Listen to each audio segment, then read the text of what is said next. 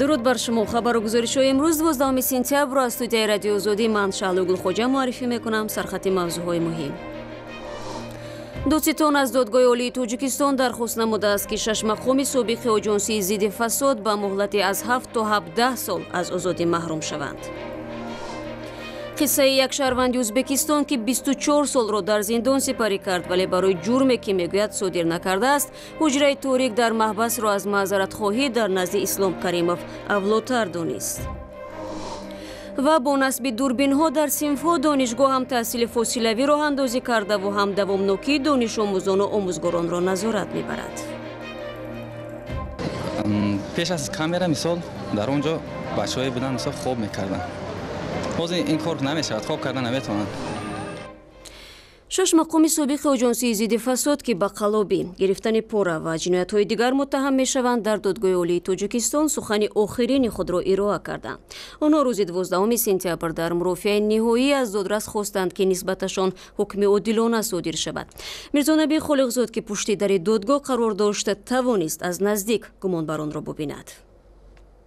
امروز در ساعت 9:30 روز 12 سپتامبر آخرین نماینده وابسته به پرونده پرسر و صدای 6 کارمند آژانس ضد کروپسیا در دادگاه عالی تاجیکستان آخرین سخن این عیبدار شونده شنیده شد و بعد از این اهل ریاست این پرونده به خانه مشورتی وارد شدند و در نظر است که تقریبا کمتر از یک هفته دادگاه عالی تاجیکستان در نسبت 6 کارمند آژانس ضد کروپسیا حکم خود را اعلام خواهد داشت. و شما بینندگان عزیز از جریان بحث و بررسی این پرونده ها که از آغاز همچون پرونده مخفی شروع شده بود از طریق رسانه ها، از طریق خصوصا گزارش های رادیو آزادی آگاه هستید و همین طور صبح امروز برابر با آوردن این 6 نفر که در یک ماشین حربی آورده شد، نزدیکان آنها تقریبا 30 نفر خویش و تبار آنها نیز به دادگاه عالی تاجیکستان آمدند به این خاطر که با نزدیکان خود صحبت کنند و از آنها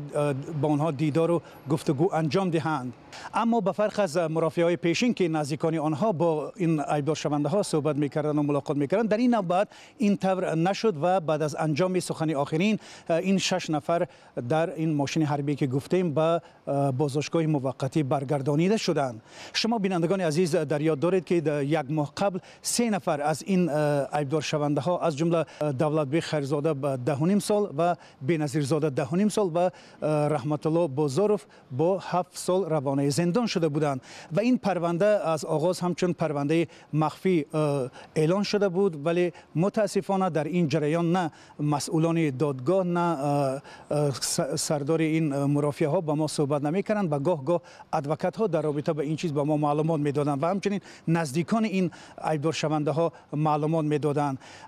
یادآور میشم که این 6 نفر با ماده قلابی اصلا عیبدار دانسته میشوند.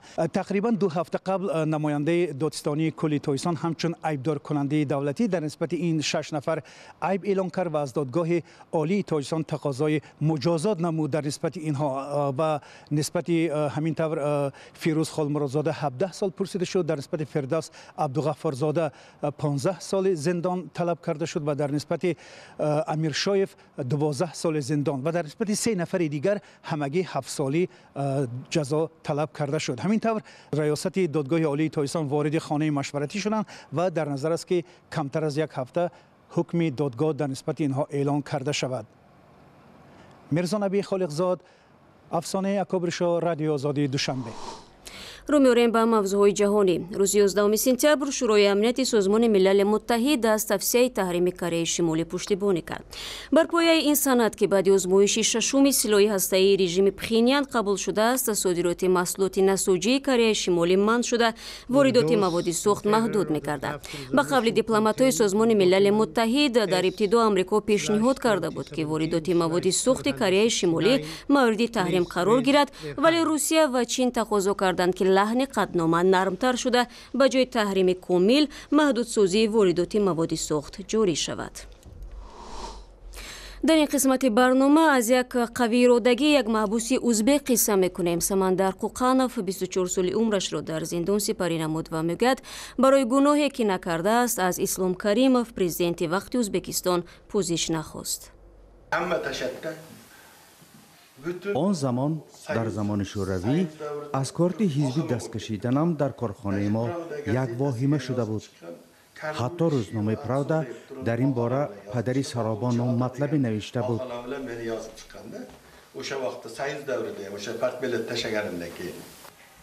قوقانوف که حزب قدرتمند را نمایشکارانه ترک کرده بود، وکیل نخستین پارلمان ازبکستان شد.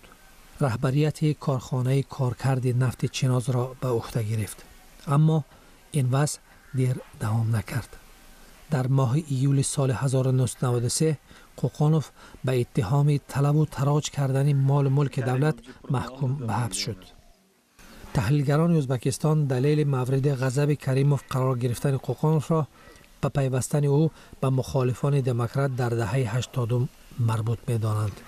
قوقانوف در مدت 1.5 سال در دهخانه خدمات امنیت ملی نگهداری شده و سپس دادگاه او را به مدت 20 سال روانه زندان کرد.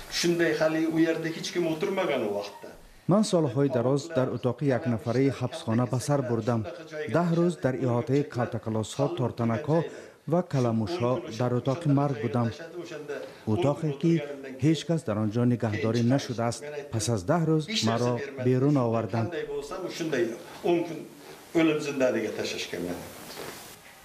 پس از 20 سال مدت جزا به 3 سال دیگر تمدید شد. فکر می‌کردم که اگر کریموف از کار نرود یا نمرد، من هیچگاه به آزادی نمی‌برایم. برای آزادی او یک شرط گذاشتند.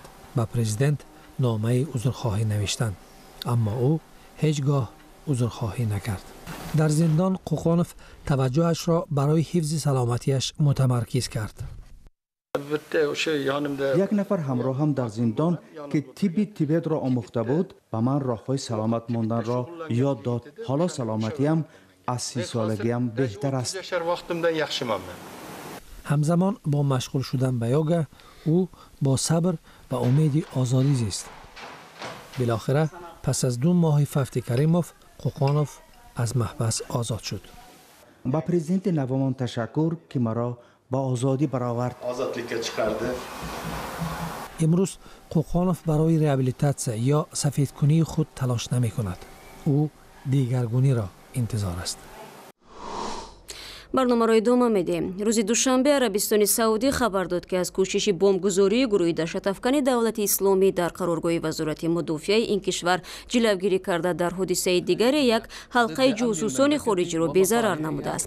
телевизиони саудӣ бо такя ба мақомоти амнiyatӣ иброз дошт дуяманӣ ки бо номҳои тақаллубӣ дар ин кишвар ба сар мебурданд нақша доштанд ки тавассути камарбанди саршор аз маводи тарканда дар шаҳри риёз ба қароргоҳи вазорати мудофиаи саудӣ ҳамлаи маргталабона анҷом диҳанд. арабистон эътилофи кишварҳои пуштибон аз президенти Яман Абдураббо Мансур Ҳодиро дар муборизааш бо ошӯбгарони ҳусӣ таҳти нуфузи Эрон сарварӣ мекунад. дар мавриди афроди муттаҳам бо ҷосусӣ расонаҳои саудӣ мегӯянд ки ин шабака аз шаҳрвандони саудӣ ва хориҷиён иборат будааст. чаро дар вилояти хатлон як корманди баландпояи вазорати адлияро куштанд ва филми тангно дар бораи сарнавишти муҳоҷирони тоҷик чӣ мегӯяд? дар вебсайти озодӣ.орг бихонед ва ҳам дар шабакаи озодӣ видео дар ютуб бубинед. шумо барномаи хабарии радиои озодиро тамошо доред. акнун синфхонаҳои донишгоҳҳои тоҷикистони соҳиби камераҳои назоратӣ мешаванд. раҳбарони макотиби олӣ мегӯянд насби дурбинҳо мушоҳидаҳои дарсҳо ва давомоти донишҷӯёну муаллимонро осон мекунад.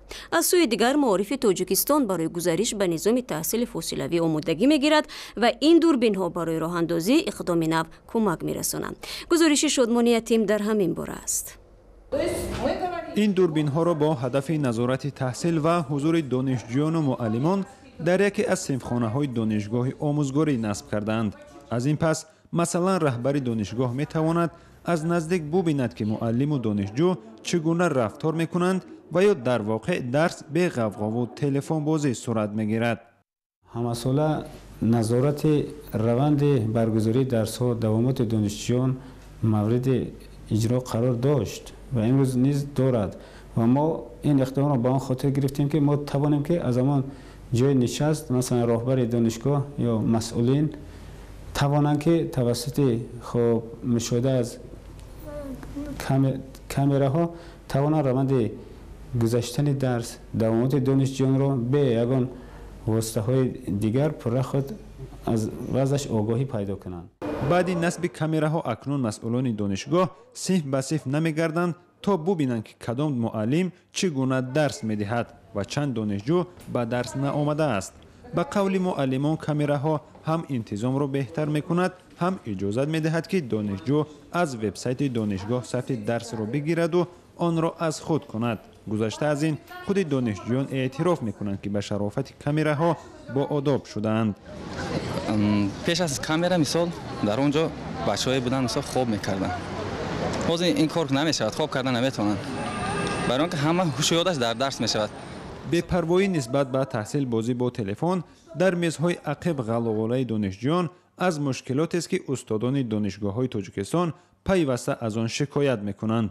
نصب کامراها نیز برای از بین بردن همین مشکلات و بالا بردن سطح دانش دانشجویان تاجیک است که با اعتراف خود مقامات بسیار پست است. نصب کامراها امسال در صنفخانه‌های دانشگاه آموزگاری، دانشگاه اگراری و دانشگاه طبی شروع شد. قبلا کامراهای امنیتی را فقط در درآمدگاه و راهروهای دانشگاه‌ها می‌دیدید. دیگر هدف نصب کامراها مساعدت بر راه‌اندازی نظام فاصله‌ای تحصیل در دانشگاه‌ها است که از سال 2018 در تاجیکستان شروع می‌شود. این نظام معاصر که در دیگر کشورها رایج است، امکان می‌دهد دانشجو به درس نآمده توسط اینترنت درس را از خود کند. اما معلوم نیست که تا چه حد کامراها به بالا بردن سطح دانش جوانان کمک میکند. جوانانی که در مکتب‌های میانه سواد درست نگرفتند.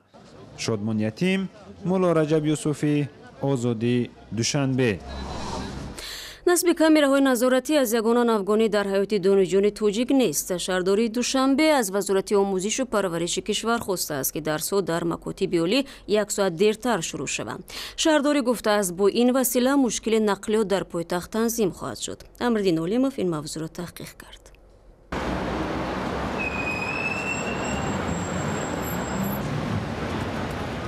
نقلیات مسافربر هر صبح در دوشنبه انا همین گونه سرادم است. ترالبوس، اتوبوس و میکرواتوبوس ها جای خالی ندارند و ساکنان در ایستگاه ها ساعت ها منتظر نقلیات می شوند که تواند آنها را به کار یا درس ببرد. وقتی ما ساعت درس میاد ترالبوس گنده زبیتی بده خواهش میکنیم که کم ترتیب رعایت کنند. آدم به حد بسیار انتظار می شود. مشروطه کم است.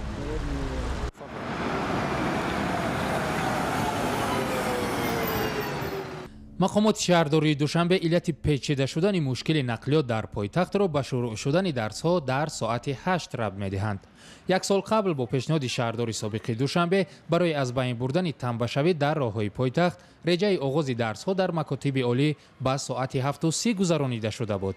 قبلا در آخر ماه اوگوست سال روان وزارت معارف و علم آغاز درس‌ها را به ساعت 8 گذرانید.